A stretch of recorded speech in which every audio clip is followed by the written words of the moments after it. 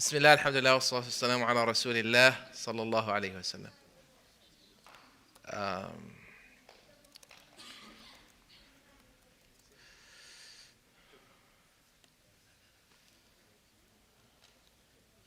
So, as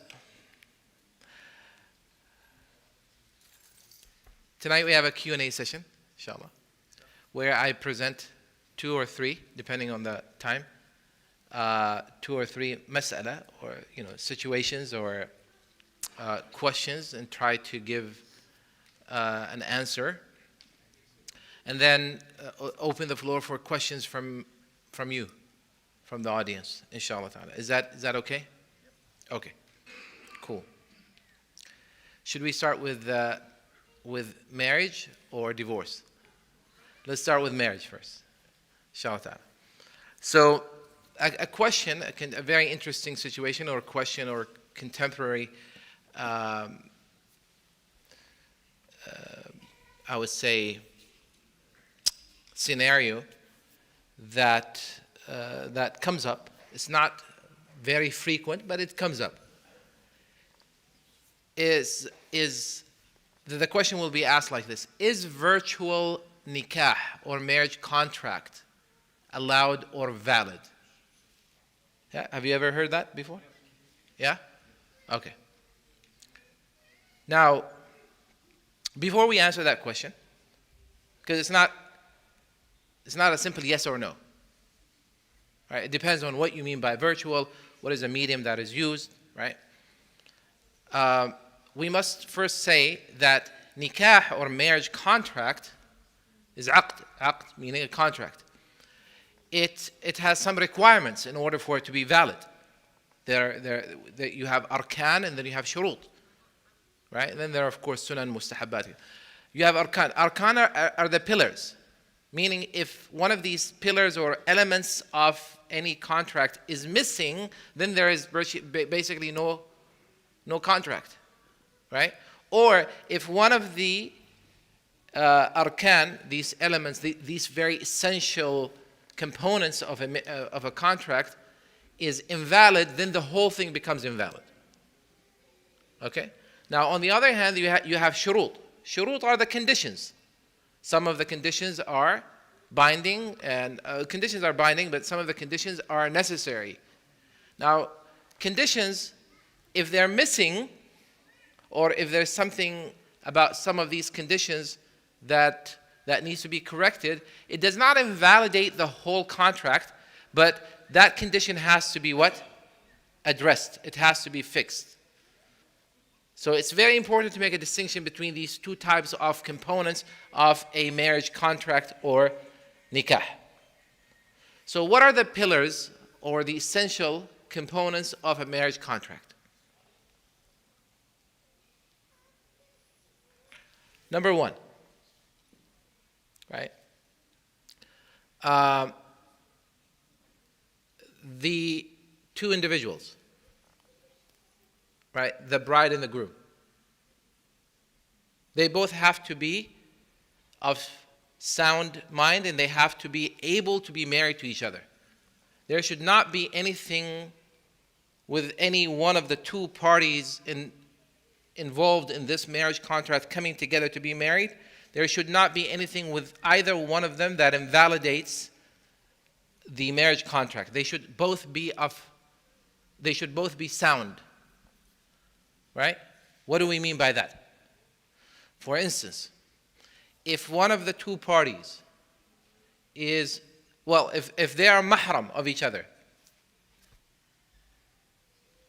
no matter, you don't look at any other elements of the nikah. The nikah is invalid. Automatically, it's invalid. It's anything that is based on it, everything comes to an end. Right? If one of them is, if one of them is not Muslim, then we look at their religion, affiliation. If it's the male, then if that person is not Muslim, then the nikah or the marriage cannot take place. Technically, it cannot take place, and it's invalid. I don't care who says what. There's ijma' on this. There's consensus on this. We look at the bride. If she's not Muslim, then is she a kitabiyya? Is she from the people of the book? she's not from the people of the book, then the nikah cannot take place. And if it did, or if it does, then it's invalid. It's not valid. And kitabiyya is what? Christian or Jewish of sound moral standing. It can't be any Christian or Jew as well. It has to be someone who is morally chaste and upright. Someone who maintains her modesty. Because this is also very abused, right? So these are very important things to be pointed out. Number 2 is what is known as Ijab. Ijab is the offer.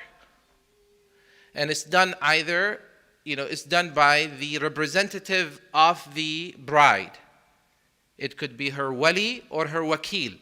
Her wali would be her father, her brother from her father's side, her uncle, her grandfather from her paternal grandfather, or her uncle, her paternal uncle, or paternal cousin. Has to be from what is known as asaba. That's the wali. And it's sequential. If the father is not there, then the grandfather. If the grandfather is not there, then wahakada. That's how it goes, right? Or the wakil. In the absence of a wali, then she basically designates someone as wakil. And that person would be, right, either a relative who is of sound mind and religion, or it could be a local authority like the Imam or the judge, if there is a judge, right? Someone who is trustworthy. Basically, that person represents her in the nikah, right? She has to agree to it, or she has to basically designate the person, but that person basically is the one that, metaphorically speaking, or literally in many cultures, puts his hand in the hand of who? The groom or the groom's representative. Because even the groom, in some cultures, it's not appropriate for the groom to be the one coming to, right? I don't know if that's, in some cultures, I don't know if any of your cultures, the groom is not supposed to be anywhere near the father of the bride until after the nikah. No? Until after the nikah. Yeah. Like for instance, in Harar, for instance, the groom should not be anywhere around. He hides basically. Both the groom hides and the bride. I understand why the groom would hide, but Anyways, so the groom hides. Sah? Yeah? People of Harar, right? Basically, the groom also has to designate a wakil. One of the elders of his father, his grandfather, the elder of his family or clan would be representing him. So, number 3 is what is known, so the offer. The offer is basically the person saying, zawajtuka or ankahtuka. I marry you so-and-so, or I give you so-and-so in marriage. Right? And it has to be a very clear term. The third pillar is known as qabul. And qabul basically from the word qabul means acceptance. And it's a verbal statement that the groom or his representative makes in clear terms, accepting the offer of marriage. And upon doing so, whether the person is serious or joking, marriage takes place. Even if they're joking. For there's almost consensus amongst the scholars that ثلاثة جدهن جد وهزلهن هزل. Whether you're joking or you're serious, with marriage, it takes place. It becomes a marriage. And I remember one time, I don't know if I've ever told you this, I remember one time I was standing and there was, one of the elder brothers in our community. I was a teenager at the time, I lead Tarawih and stuff like that. And mashallah, your daughter is so beautiful. He had his daughter on him, and we were standing there. He's like, and he said, pray that Allah subhanahu wa ta'ala gives her a husband like you. He said, I pray that Allah subhanahu wa ta'ala gives her a husband like you. I don't blame her for thinking that back then, but so I'm like, so I'm humbled by it. So some of the brothers with me, and by the way, Sheikh Yasser was there too. He was in the line somewhere. We were at a wedding. So one of the brothers, he's like, why someone like him? Why not him? He's like, wallahi, if he would accept her, We're standing there, we're joking. Who's in front of me? Sheikh Salah al-Sawi, our teacher. Dr. Salah al-Sawi is in front of me. Sheikh Salah turns around with a serious face and he says, be careful. Had he said, meaning me, had he said, I accept, it would have happened. It would have wajabat. This would have been a marriage. Be careful. You cannot joke about these things. Right? So, and obviously I didn't say, I knew it was a serious thing, so I didn't say, yeah, right? But the brothers were joking, so alhamdulillah. Huh?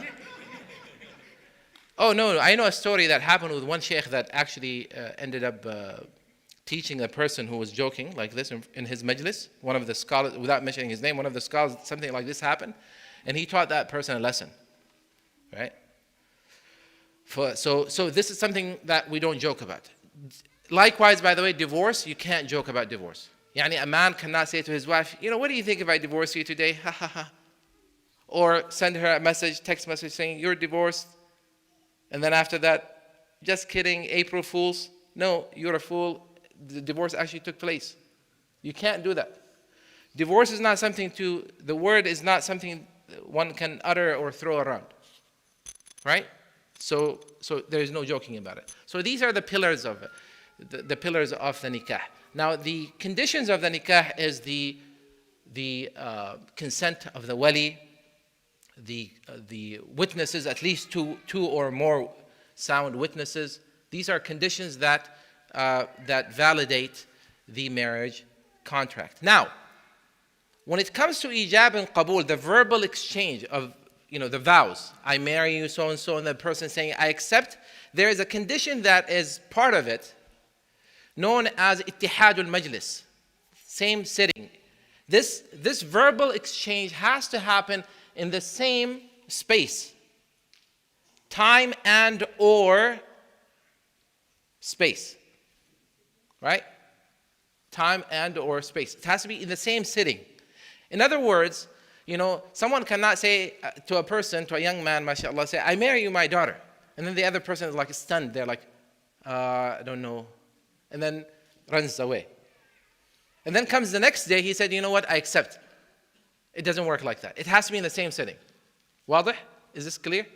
It cannot be. It has to be in the same gathering or in the same majlis. It cannot be at two different time frame. It has to be within the same time frame. Now, this is where it gets technically problematic for non-in-person or virtual or any other medium nikah. This is where the contemporary scholars debated. The standard fatwa of the Fiqh Council of the Muslim World League and the Hayat Kibar al-Ulama, the supreme body of scholars in Saudi Arabia, and this was back when they were asked about marriage or nikah over the phone, right? Is that it's not allowed because there is room for deception and you cannot basically verify identities of the individuals. This is the standard fatwa.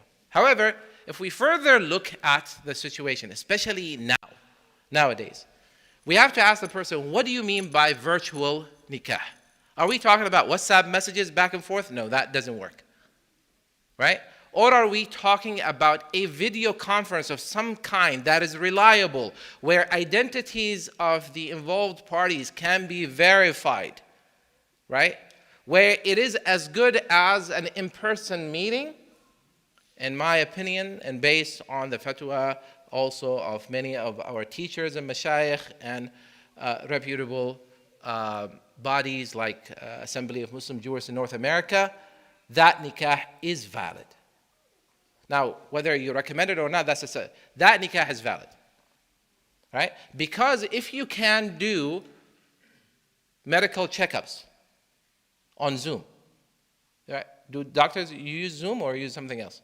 Similar to that. Okay, or you have some specific medium. Because it has to be HIPAA compliant, so it's some kind of different software. Okay, but what I'm saying is it has to be reliable. So if it's something reliable like Zoom, Skype, or something reliable where the person is not using some artificial, right? Something reliable where you can verify the identities of the individuals, right, involved in the marriage contract, if you can do virtual medical, checkup or appointments, if you can do trials, if you can do in a couple of days, a friend of ours he's defending his PhD dissertation on Zoom, right? So if it's secured, reliable medium, in my opinion, wallahu ta'ala a'lam, and based on my understanding from our mashayikh and our scholars, that marriage contract is valid, right? And it can be done, and Allah subhanahu wa ta'ala knows best. Now, so that's with regards to marriage. Now, the other question that came up with regards to divorce is, if a man and a woman, if a couple get divorced, right? And then the divorce is finalized, all right? Can they remarry each other? Can they get back together? Well, the answer to this question would be yes and or no. All right? What do I mean by that? Yes, if this is the first or the second divorce. No, if this is their third divorce, and after that third divorce, she had not been married to someone else, in which case that second marriage was consummated. Okay, what do I mean by that? Let's break it down. Number one, Allah subhanahu wa ta'ala in the Quran says, "At-talaqu marratan." A man found himself in a situation where he had to divorce his wife. So he issues or he pronounces talaq once. To do talaq more than once is haram. It's against the sunnah. It's talaq bid'i. There is a whole debate about it. So I'm just going through the proper procedure. So he must say it once, and it must be during a period in which they were not intimate. And it cannot be during his wife's monthly cycle, which is something that many people violate. Almost every single case that I dealt, there are very few people, I would say 1% of the cases that I dealt with, they did it properly. These are all safety valves put in place by the Sharia, by Allah and His Prophet ﷺ, to protect the institution of marriage. So that when you're upset or angry, you want divorce, actually, just like you had to contemplate and think about it and plan your marriage, same thing with divorce. It cannot just happen right on the spur of the moment. Like you can't just, you cannot. You made that decision, okay, khair. Wait, make sure that the period during which you pronounce or you issue the talaq is actually valid, is sound. And you only do it once, right? And then let's say it happened again, so now it happened twice. They can get back, right? After the first or the second talaq, husband and wife can reconcile, and their marriage can be reinstated. Now, if it's during the period, the waiting period, the iddah, the wife's basically permission or the wife's consent is not necessary. Meaning the man can say, you know what, I take you back, or I go back on my divorce. So once a man divorces his wife or pronounces talaq, it's not automatic. It's not like what many people grew up seeing in movies and dramas and stuff like that, where she's like, oh my God, I can't believe that, and she goes and packs her stuff and her clothing, and she goes to her parents' house. That's not halal. That's haram. That's not permissible. They're still husband and wife. Or she starts covering in front of him. No, they're still husband and wife. There's iddah period. Nor can he ask her to leave. It's haram. لا تخرجوهن من بيوتهن. That's not allowed. They have to stay together until the iddah is over. Nor, what happens nowadays, nor can she ask him to leave. Oh, you divorced me? Okay, go get yourself a hotel. No, you can't do that. They have to stay within the same place of residence, right? During the cool-off period or during the waiting period. Now, once that period is over, they cannot get back together unless they do a new nikah. So new mahar, new everything, brand new, right? So if it's after the first or the second, they can get back. After the third one, if a man divorces his wife 3 times, the Sharia says that these two cannot marry each other unless she is married to another man. right? And that marriage is consummated. And then that man, that second man, either dies or divorces her. So in other words, there was one particular case where a woman married another man, and after the nikah, not rukhsati, not the consummation of marriage, after the nikah, he passed away. Right? Before they were intimate. So the question was, okay, now can she get back to her first husband? Well, we say, well, no, wait. First of all, who killed the second husband? Astaghfirullah. Rahmatullah alayhi. No, I shouldn't be joking about this. The answer is no. Now, she gets the mahar, the full mahar. She has a right to inherit. She's one of the heirs now. She has access to his wealth.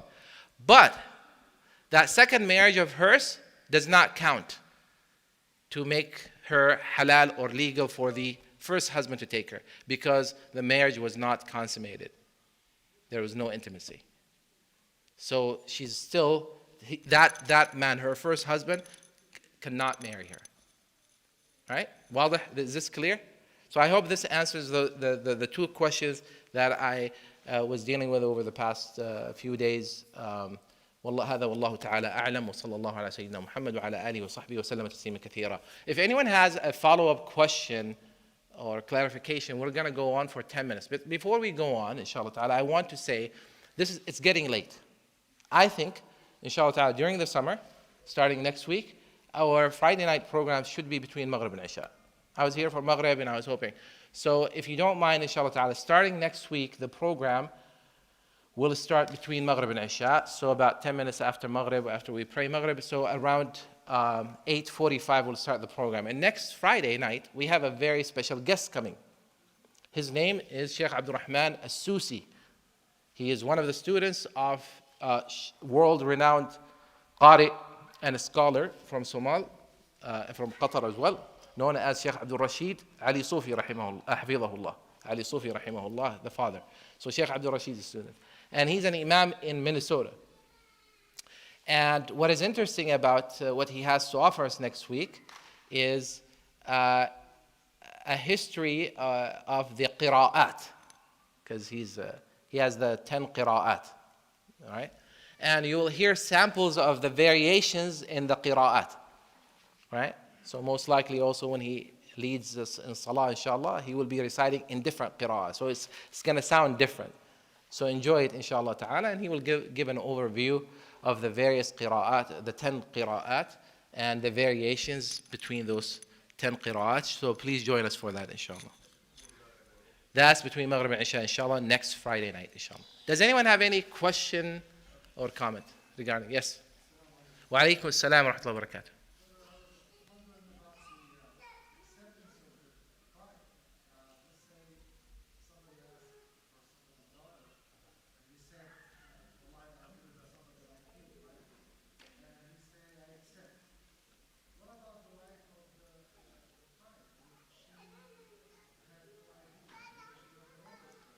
Yeah, okay. The marriage, the contract is valid contingent on her approval. Right? In that case. Yeah, or if she doesn't say anything, if she doesn't say, or if she's not in a position to say anything, she's like, I don't know anything about this, then it takes place. Or if she's silent. So what I'm saying is if she says no way on my dead body, stuff like that, that's a different story.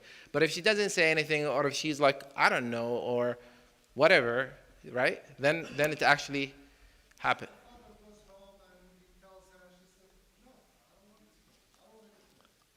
Yeah. Yeah. Back in the days, this was not expected, but now it is. Yes. You know how lucky many of us are, because we got married a long time ago. صح ولا لا؟ جزاك الله.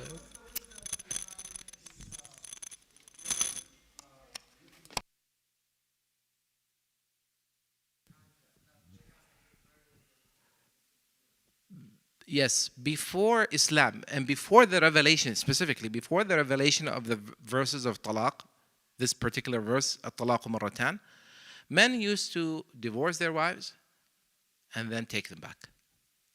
Divorce their wives and then take them back.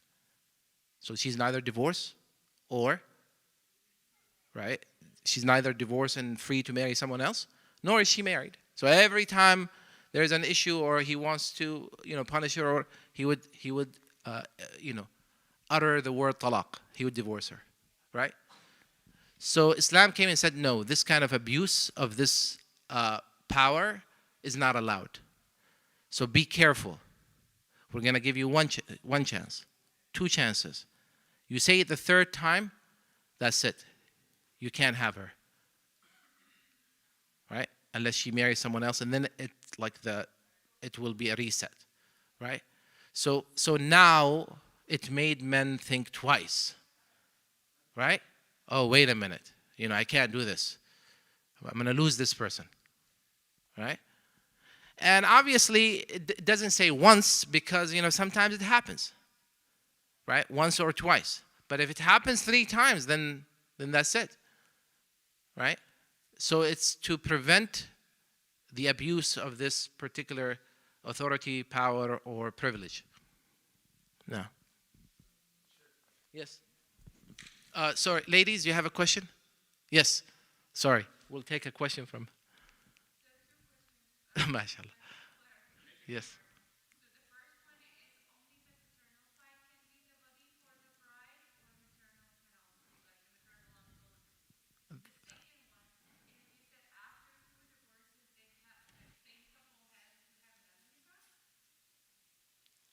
Okay. So let's take the first one first. Yeah, wilaya is within the paternal side. Wilaya. Now, let's say there's no wali from the father's side, right? The only person she has around is her maternal uncle, right? Her mamu, right? He can be her wakil, her wakil. But he's not an automatic wali, does that mean? But if her paternal cousin is there, then the paternal cousin is the one that gives her hand in marriage. Not her. Okay. The one with whom she basically shares the same family name. Okay.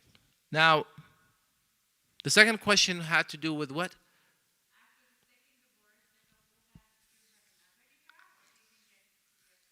Yeah. Okay. After the first or the second talaq, right? If the iddah ends, if the waiting period or the grace period expires, which is 3 monthly cycles, right? ثلاثة قروء. For a person that has regular cycle. If a woman does not have regular cycle, then it's 3 months, 3 lunar months. Once this period elapses or this period expires, then talaq goes through. Talaq takes effect. And now they are strangers. If it's after the first or the second, let's say after 6 months or after a year or 2, they decided to get back together, it will have to be a new contract, a new nikah, marriage, all over again, right? With mahar and everything. So you redo the nikah. But if it's within the waiting period or the grace period or the cool-off period or what is known as the iddah, right?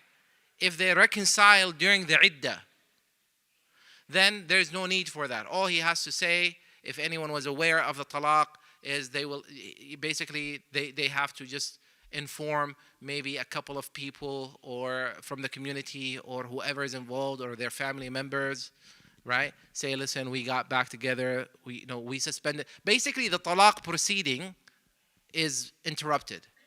So they go back, but that will count against them.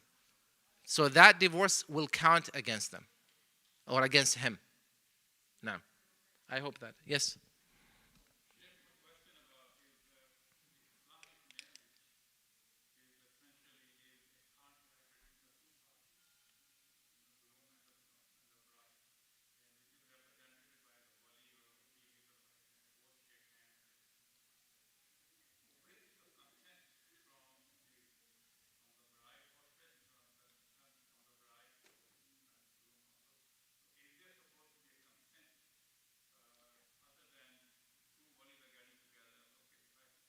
Yes, yes. It is in the conditions. You see, remember that we said the wali or the grooms, even the groom's wakil, they represent the will of the bride and the groom. So to begin with, the bride and the groom has to have given them, right, consent or permission, right? Find me a husband, find me a wife. Or if they have someone specific, I want to marry so and so, can you do that? So there has to be a power of attorney given. Whether it's like something that is given by default, right? Because of the Sharia or the urf, the culture, or something that is actually done, through like a deliberate process.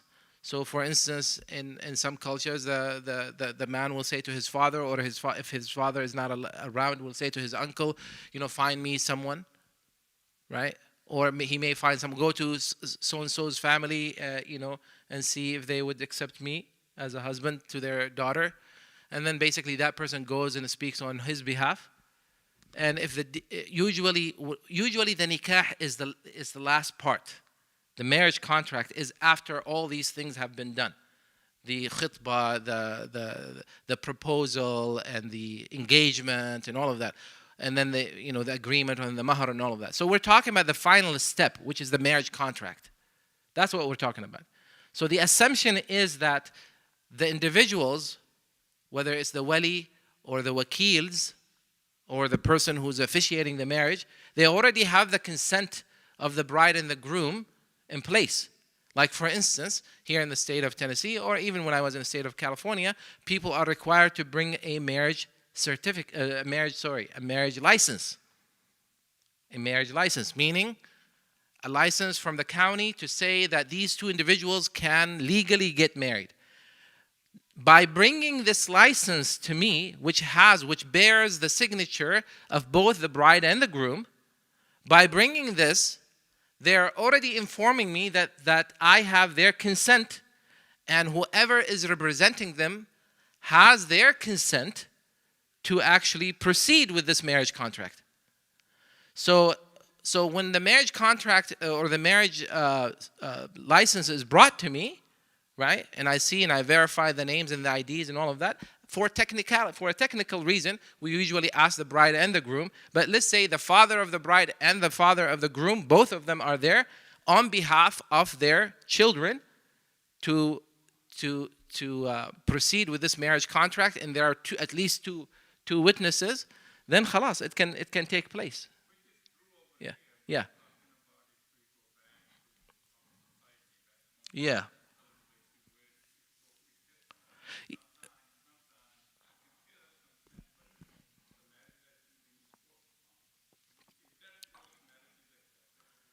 Yeah, you see, the contract can be initiated. However, right, it can be challenged as well. Right? It can be challenged as well. Right? So for instance, can I give you an example in something other than marriage? Let's say Naseema auntie, may Allah bless her. Right? She decides to sell your car. Is the car in your name or her name? Both. It's in your name. Okay. So let's say she decides to sell the car, or to give the car as a donation to the masjid. And she actually starts that. She says, I sell this car.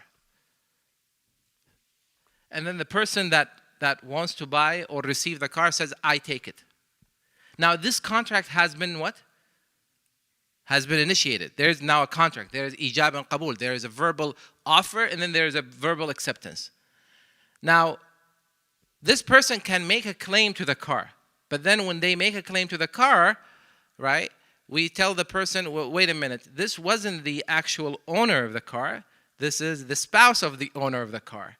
Now, you can have this car at this price if given that the owner approves this. Right? So, but the contract has started. Does that make sense? Now, if you come and you challenge and you say, no, I don't give my consent, which is not something I would advise you to do, right? Then this contract can be invalidated, or it can be void, right? Yeah. There is a whole debate about forced marriage, and then there are differences of opinions amongst different schools of thoughts. But I mean, my stance on it and the stance of our mashayikh is forced marriage is not valid. Yeah, and there's enough ground to undo that marriage.